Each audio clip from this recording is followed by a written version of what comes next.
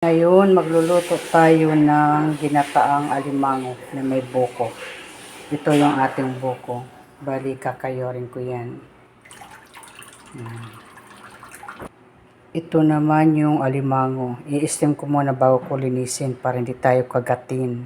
Kasi mga buhay pa yan. Ito na guys, nakahid ko na ang aking buko na panghalo sa alimango. Ito guys, luto na ay malinis ng ating alimango. Bago ko linisan yan, in-steam ko muna para mamatay, hindi ako kagatin. Yan, malinis na yan, gigisan natin. Ito ang ating mga ricado, bawang, sibuyas, at luya. Ngayon ay magigisa na tayo. Igigisa natin muna yung bawang. Hindi pa masyadong mainit. Igisa natin yung bawang, sibuyas, at luya.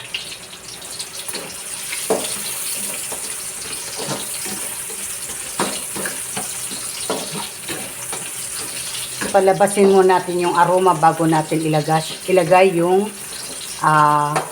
alimango. Ito guys, mabango na. Lalagyan natin ang ating alimango.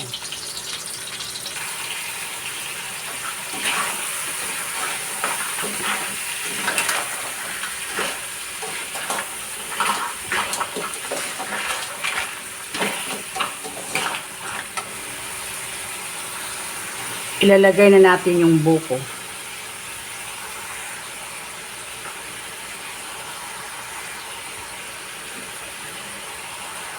Haluin natin.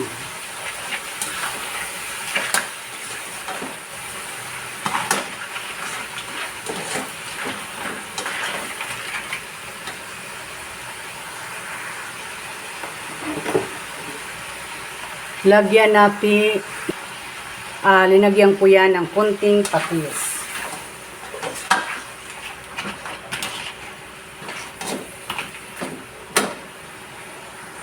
Halu-haluin natin.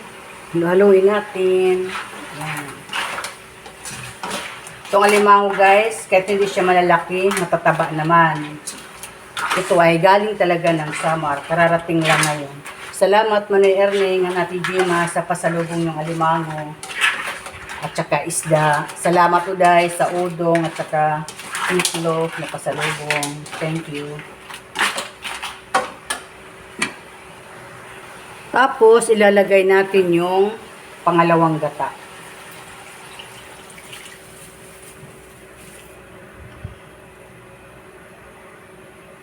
At ito guys, tatakipan natin hanggang sa maluto. Yung guys, lagay natin ang siling green.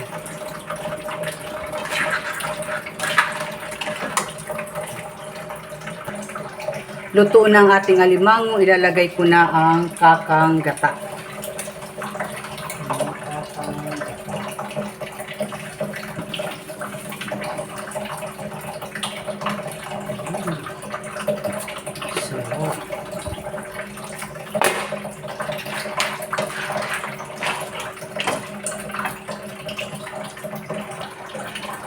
Ito guys, luto na ang ating alimango. Yan. Wow! Yummy! Creamy! Iba talaga guys pag ang alimango ay galing Samar. Ibang lasa niya. Manamis-namis. Ito ang alimango sa amin. Ganyan kasarap po ang alimango ng Samar. Manamis-namis.